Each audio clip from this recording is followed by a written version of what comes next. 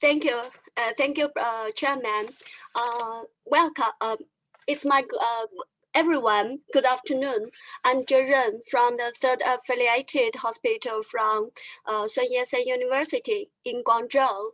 Thank you for giving me an opportunity for presenting here in such grand occasion. Today, my topic is CEUS improves the efficacy of fine needle aspiration of thyroid nodules with high inadequacy risk. The incidence of thyroid nodules has increased rapidly in recent decades. The overtreatment of thyroid nodules are now growing public health concerns. As we know, ultrasound-guided fine needle aspiration is a simple, effective technique for describing the benign or malignancy of thyroid nodules, and has also been shown to reduce the number of thyroidectomies. However, we know the current report on the inadequacy of thyroid FNA is still quite high, just as these reports. So there is a critical need to improve the specimen adequacy rate for superior diagnosis of FNA. It has been reported that the composition of thyroid nodules has a definite effect on acquiring specimens during FNA. We know cystic composition, just like this, and macrocalcification and suspected degenerating features are high-risk factors for specimen inadequacy. Because with these nodules, viable tissues are rare and difficult to identify visible tissue by conventional ultrasound. Therefore, we hypothesize that the successful puncture of viable tissues in thyroid nodules with high inadequacy risk is a key point in increasing specimen adequacy of FNA. We know clinical evidence has confirmed that contrast-enhanced ultrasound could detect viable tissue by visualizing microvascular perfusion. Then, using CEUS may distinguish and locate the surviving tissue of the thyroid nodule for puncture guidance may increase specimen adequacy. Then we performed this study. In this study, we retrospectively analyzed the specimen adequacy of the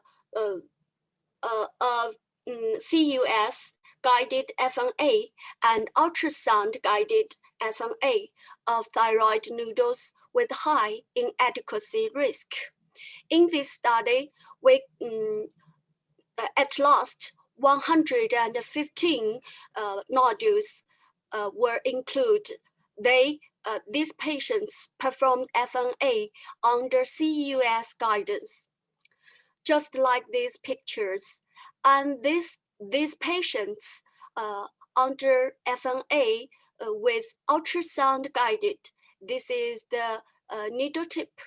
And these patients, just like this, we can see using the CEUS, we can see these nodules, just these sites with enhancement. So under these enhancement sites, the needle tips puncture this. And after that, then the specimen were collected by liquid base for further cytological analysis. Among these 115 thyroid nodules with high inadequate risk, 10 nodules show total non-enhancing during CES, just like these 3 cases. And then all of them were resulted in specimen inadequate, that is beta class 1. Then we follow up. pathological slides and follow-up indicated that all of the 10 non-enhancing nodules showed no malignant features. This slide showed 2 cases of non-enhancing nodules. The first case is a predominantly cystic nodule without any contrast-enhanced area during FNA, and then it decreased in size after 1 month follow-up. This is another case showed a solid nodule, suspected a degenerating nodule, and it was stable in size and no further malignant feature during next 6 months follow-up. These results may show that FNA may not necessary for those nodules with non-enhancing enhancement. And we can see another nodules, 105 nodules with integral or partial enhancements we can see, and these patients underwent FNA with CEUS guidance, and then 210 high-risk nodules under ultrasound guidance were matched as control. No significant differences of baseline characteristics were found between these 2 groups. But we can see from this figure, the specimen inadequate rate of ultrasound guidance FNA group was significantly lower than ultrasound-guided FNA group, and similar to the overall inadequacy in our center. This is inadequate rate, just about 7%. And stratified analysis indicated that in the cystic subgroup, the inadequate rate of CEUS-guided FNA was significantly lower than that of the ultrasound-guided FNA. Furthermore, lower inadequate rates were also observed in predominantly cystic, predominantly solid, and solid nodules. But these 3 group differences were not statistically significant. Here, let's see several typical cases. This is a 41 years old woman with a solid nodule in isthmus. From conventional ultrasound, we can see macrocalcification and hypovascular. Under CEUS, a small hypoechoic part of the nodule, just this, shown hypoenhancing. And after puncture, we just puncture in these sites. After puncturing at the enhancing site, the cytological result was beta class 5, that means PTC. And this is another case. That is a 27 years old woman with a predominantly cystic nodule. From conventional ultrasound, we can see a lot of solid composition, but this solid composition was nearly avascular. However, during the CEUS, we can see partial solid composition was homogeneous the enhancement. Just white arrows show that here and here. Then we punctured just at the white arrow's pointy sides, and resulting beta class 2. That means benign nodules. In conclusion, in this study, we think cystic composition and intracystic hemorrhage, suspected degenerating features, are high-risk factors for specimen inadequacy risk for FNA because viable tissues are rare and difficult to reach. And CEUS is an effective modality for distinguishing viable tissue from inactive, such as hemorrhage. Under CEUS, the operator will be able to monitor the viable tissue and the needle during the procedure of FNA. Just like this, this is predominantly cystic nodules, and maybe we can see solid tissue under the grayscale ultrasound. But if we can do CEUS, maybe in this solid tissue, just this size with enhancement, it showed just this is with some tissue performed specimen efficacy. So we can watch the needle, the fine needle, puncture these sites. Then we can get the enough specimen. In another hand, we can see it is reported that the pathological compositions of degenerating nodules are fibrosis, cystic degeneration, and calcification with virtually absent of follicular cells, just like this, fibrosis and without follicular cells.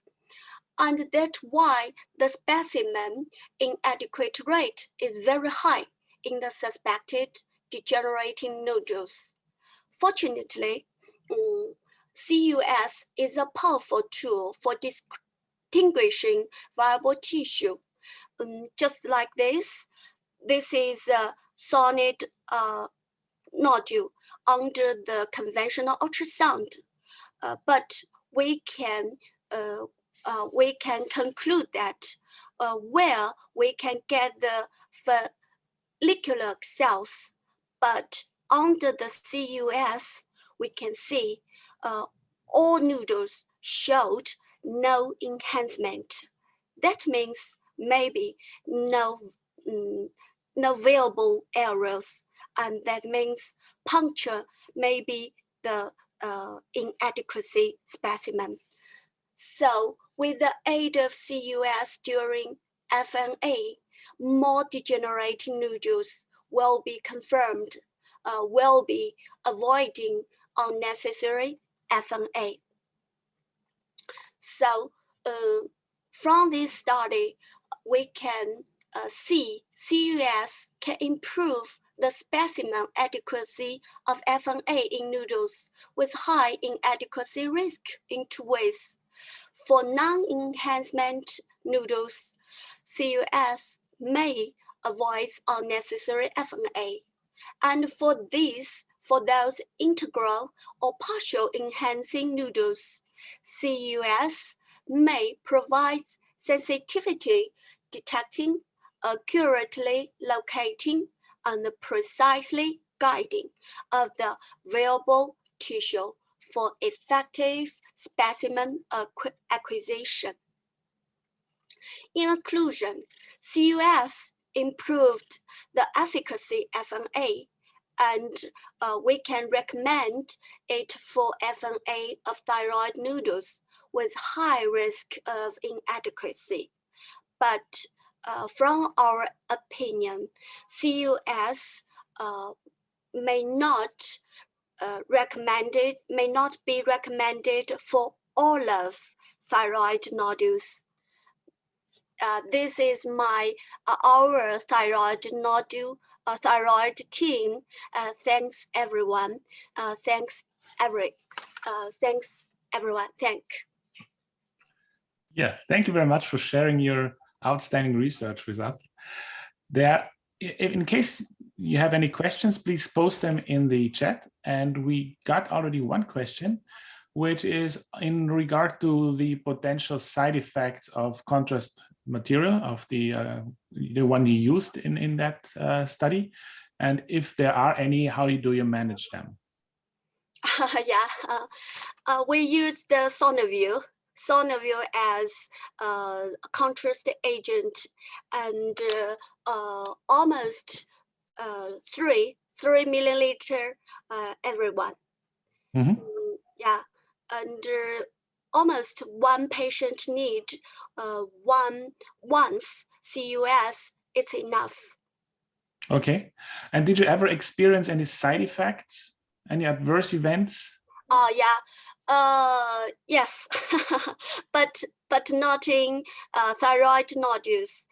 And we have 3 patients with side effects during the examination in liver disease, just HCC. These patients suffered breathe difficultly, but after we do some medicine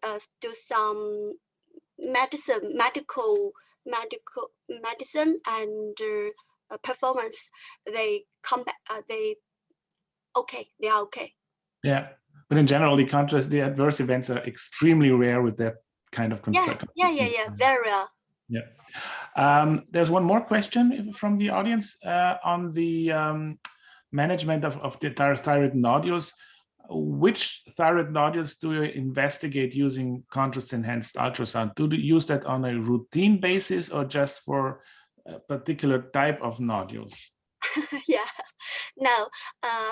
Now we do not usually as routine perform CEUS in all patients with thyroid nodules, because we think CEUS may not be very useful in differentiating benign and malignant nodules. But for those patients with suspected nodules, satisfied two items. One, the patients may be perform FNA. Two, the noodles maybe have difficult to get enough specimen. Then we perform the CEUS just for we can get more specimen. And what I did not understand from your, but maybe you mentioned it and I just didn't get it. Did you randomize the CEUS and non-CEUS, or this is just a case control study? No. This is not a randomized study. This is just a retrospective study. Okay. Yeah. And did the same doctors perform the examinations, or were the different doctors performing the examinations?